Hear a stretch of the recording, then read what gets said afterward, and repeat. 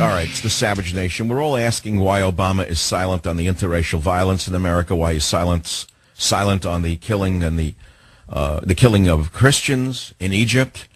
And an article came out the other day in WorldNet Daily saying Obama's brother linked to Muslim Brotherhood. Report says Malik directs radical Islamic movement's investments. And it's a report based upon reports by Walid Shoebat, who says that he read a speech in Arabic on Egyptian television. Joining us now is Walid Shoebat, former Muslim Brotherhood member, former PLO member, now a peace activist. He wrote a book called The Case for Islamophobia. Walid, welcome back to the Savage Nation. This is a very serious... Thank you for having me. Thank you, Walid.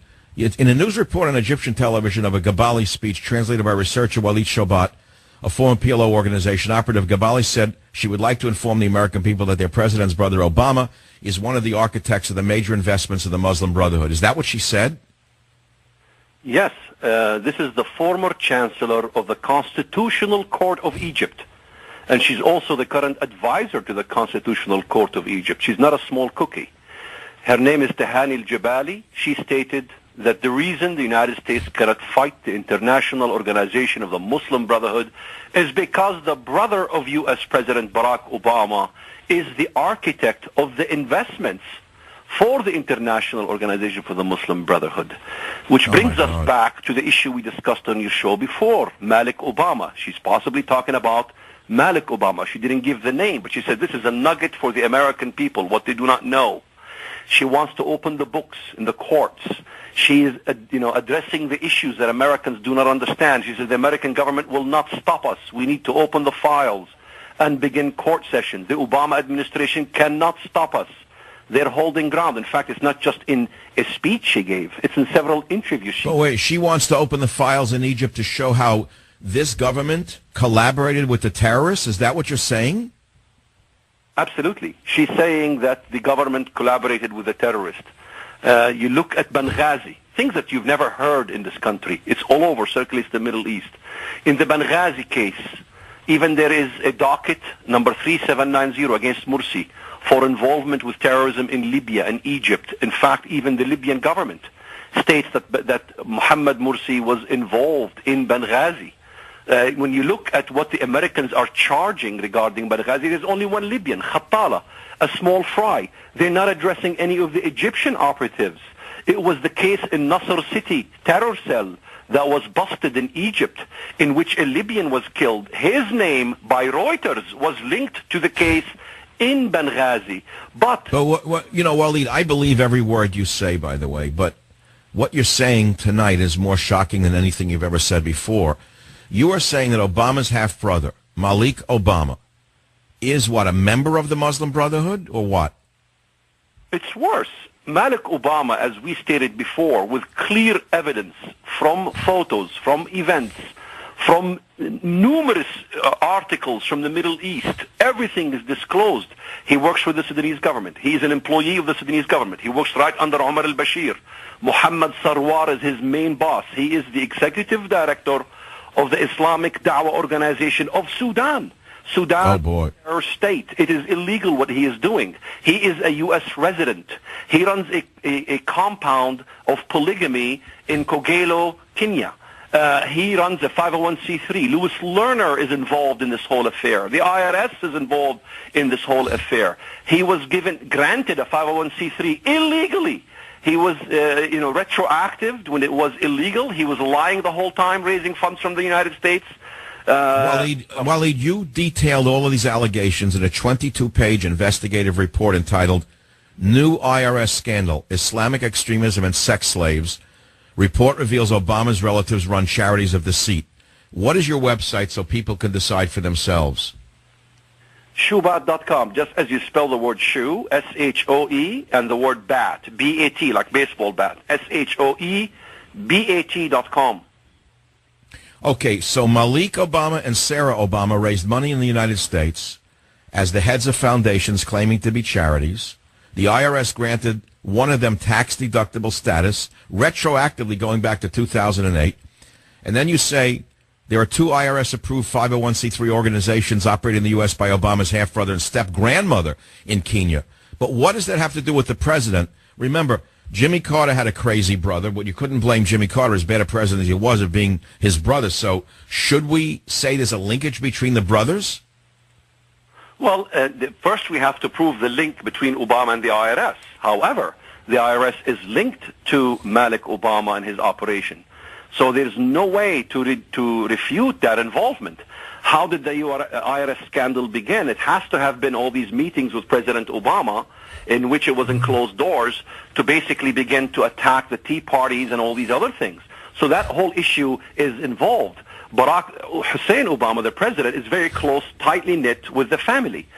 In fact, it's been revealed in Al Jazeera television in which his cousin, Musa Ismail Obama, clearly said the communication is from his uncle, Saeed Obama, and the family in Kogelo in Kenya.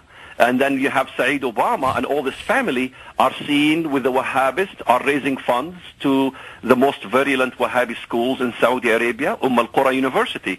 Hello, the Mama Sara Fund, his grandmother's fund, is going to recruit Wahhabi schools from Africa. Well, we know what madrasa is. This is madrasas. The number one terror madrasa in the world is Al-Qura University. It was founded by Muhammad Abdul Wahhab, the founder and the godfather of Wahhabism. We're talking about a serious issue here. We're talking about Sudan, and his brother Malik Obama is an employee of Sudan, executive director of the Islamic Dawah organization. You know, you have Omar al-Bashir wanted on 7 counts in the International Criminal Court, talking about Syria. Okay, but I hear you, and I don't deny it, but let's start from the top. Is Obama his brother's keeper? Are there legitimate links between the president and his renegade brother? Is it fair to draw conclusions about Obama from what his brother does or doesn't do? Well, absolutely yes, because the president is responsible for what happens in the IRS scandal. He's responsible, especially when he's always meeting with his brother in the White House.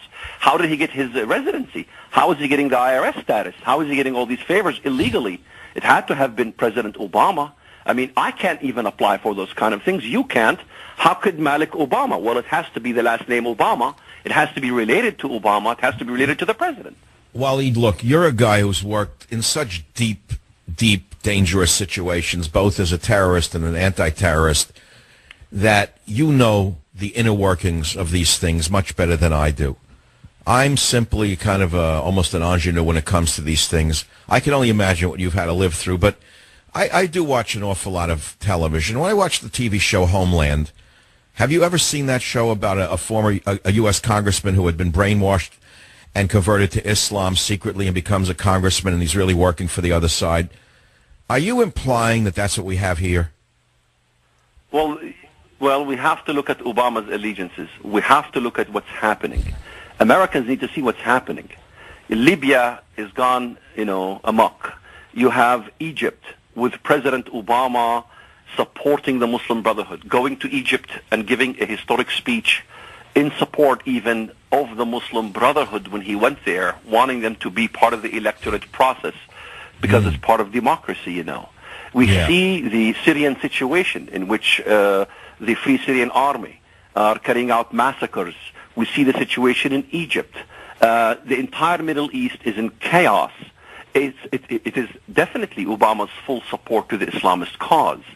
So Obama is supporting the Islamist cause in the Middle East. It's very obvious. He has a brother named George Obama. He doesn't even care about George Obama. In fact, even in the documentary, nobody even disclosed why he doesn't care about George Obama. The truth is, George Obama, his mother is Otieno. She's a Christian who lives in the U.S. He doesn't care about the Christian side of his family. He cares very much to the Muslim side of his family. He's very much sympathetic to the Muslims, to the Islamic cause as well. It's evident from his own family. So what are you saying? I mean, if we look at the big picture here, you're saying something very powerful here, which is that he's linked, that his brother's linked to the Muslim Brotherhood, and that Barack Obama is supporting them with U.S. tax dollars. Therefore, you're saying he's a secret agent of the Muslim Brotherhood. Well, he's sympathetic to the Muslim Brotherhood, and I've always argued that Obama, in my view, is the taboo that can never be discussed in America. He is very much sympathetic to his Islamic roots. Obama is very likely to be a Muslim. So, this is something we are not allowed to talk about all of a sudden. The problem in American media is that, you can go to Egypt and find more about what goes on than you can find in your own hometown in this country. Yes, there's more freedom of the press in Egypt right now than in this lockdown nation of ours, where we have an absolute yellow journalistic press at work around the clock. And if anyone disagrees with them, they're castigated. I understand how hard it is because I work through this mess on a daily basis, Waleed. So having said all of this, having exposed this from... Now remember, you're saying that you heard all of this in Arabic on Egyptian television when Gabali said that her country will not allow any conspiracy against the Egyptian state. And she said that they're trying to destroy the nation. Why would Obama want to destroy Egypt?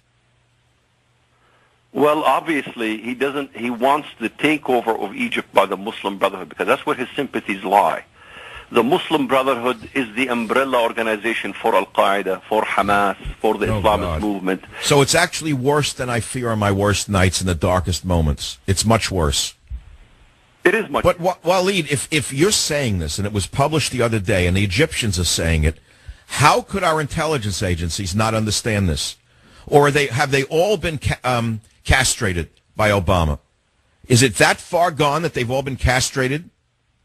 Well, obviously. I mean, how many Americans know that one of the operatives who's suspect in Benghazi has been trained by the United States Air Force? Tariq Taha Abu al-Azm. I got the minutes from the articles of the police investigation in Egypt.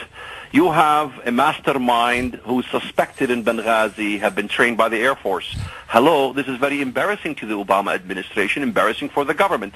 You had the same case before, Ali Muhammad. Who talks about him? Ali Muhammad was a CIA agent, a double agent working for Al-Qaeda. He was the first one to establish the Al-Qaeda manual. He was Egyptian, the same case as this Abu al-Azm. He was found, caught, guilty, sentenced but never tried but never sentenced. Hello, what happened to that man? Ali Muhammad, the same case. Well, Waleed, look, this is a major league expose, and I don't know, have you had much play with this in the media? Has anyone else had you on their show? Well, you're number one. You care. There's others who do care, but the major media doesn't care. However, even the case of Obama's brother, it was on CNN Arabic, but not CNN English. Can you understand that? CNN the Arabic talks about Obama's brother being linked to the Muslim Brotherhood, but CNN in English never mentions a word about it. So the media is controlled by the liberals, by the institution. They make us pay attention to what is happening in Syria so we can forget about what's happening in Egypt and in Benghazi. If Obama really cares about slaughter in Syria, why doesn't he care about the genocide in Sudan? There is a much bigger genocide in Sudan. Well, that's another topic, and I'd like to, when we come back from the break, Waleed, ask you your opinion on the alleged gas attack in Syria, whether it actually occurred, whether it's staged, and who actually may have released the gas, because I have no way to believe either side there. They're both so terrible. I'll be right back. We're speaking with Waleed Shoebat, former PLO member, former Muslim Brotherhood member, now a peace activist. His book is The Case for Islamophobia. His website is shoebat.com. I'll be right back. Join the Savage Nation. Swinging into the last phase, the last segment of the hour here on the Savage Nation. We're dealing with a very serious allegation from a very serious man. Obama's brother linked to Muslim Brotherhood. Report says Malik directs radical Islamic movement's investments. It was in the WorldNet Daily the other day. I'll read the two paragraphs, then we'll go back to Waleed Shoebat. President Obama's half-brother in Kenya could cause the White House more headaches over new evidence linking him to the Muslim Brotherhood in Egypt and establishing that controversial IRS Supervisor Lois Lerner signed his tax-exempt approval letter. Malik Obama's oversight of the Muslim Brotherhood's international investments is one reason for the Obama administration's support of the Muslim Brotherhood, according to an Egyptian report citing the Vice President of the Supreme Constitutional Court of Egypt, Tahani al-Gabali. Waleed Shoebat, welcome back to the Savage Nation. Thank you. Nothing has come of this article. It was written by the very bright Jerome R. Corsi on WorldNet Daily. They quote you, where they say that you listened to the Gabali speech in Arabic from Egypt, and she was vehement and adamant that the president's brother is one of the architects of the major investments of the Muslim Brotherhood. So what happens now if no one's paying attention? Well, what happens now is as usual. It's always redirecting the attention of the American people to something else. Now we are into Syria. Okay, so is this gas attack a fake? Is it a fake event, or is it real? Which event? The alleged gassing of the civilians in Syria, are those real corpses? Were they staged, and who did it? Well, it's difficult to tell in this case. We have to wait. But let me bring the previous case. What happened to the previous case? I've examined even videos that we obtained. Americans don't even see these things. How the Free Syrian Army were able to have weapons cache of Scuds, tanks, SAM-7 rockets, all on video. In fact, even firing Scuds on video, and even having chemical rockets on video. Hello, it is easy for the Free Syrian Army to stage. The Khan al-Assal situation was proven to be a fraud. It was proven to be false. If it is true that in the previous event, the chemical attack came from Bashar al-Assad's army, why is it that in every single testimony from the victims themselves, it showed that it was the Free Syrian Army that lobbed that? How would that be strategically smart for Bashar al-Assad to be carrying out a chemical warfare in Syria when he knows it's exactly what the other side is looking for? So not only that, but why would he carry it out the very week that the UN inspectors are on the ground? It makes no sense to me. It absolutely makes no sense. It absolutely also makes no sense to me that Mohammed Morsi would be asking for the blind sheikh just days before Benghazi attack and right after the Benghazi attack. How does that fit strategically from a head of state of Egypt to be asking for the blind sheikh after Americans were killed in Benghazi? The Middle East doesn't make much sense, but we have to look at the source. Mohammed Morsi is an Islamist. Bashar al-Assad is not an Islamist. It doesn't serve him to do this kind of thing. The Christian community in Syria loves Bashar al-Assad. The people love Bashar al-Assad. The Russians love Putin. It's in America that we have the problem. We don't love Barack Hussein Obama. We can't stand him. He is on the side of the enemy.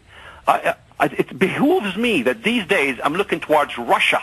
I'm looking towards Putin. I'm looking towards Bashar al-Assad. And I lost every single hope that is left in my soul to trust this government that I'm living under. Unbelievable. I can't add to that, nor can I subtract from that. I know that you speak a very complicated Arabic. You speak English. How many other languages, Wally, do you speak? Just English and Arabic. Just English and Arabic. Well, I know that you choose your words very carefully, and I would think that if we translated what you just said, there's an entire declaration in that statement. What is so heavy on my heart right now, and what's pregnant in my mind, is where the hell are the Republicans in all of this?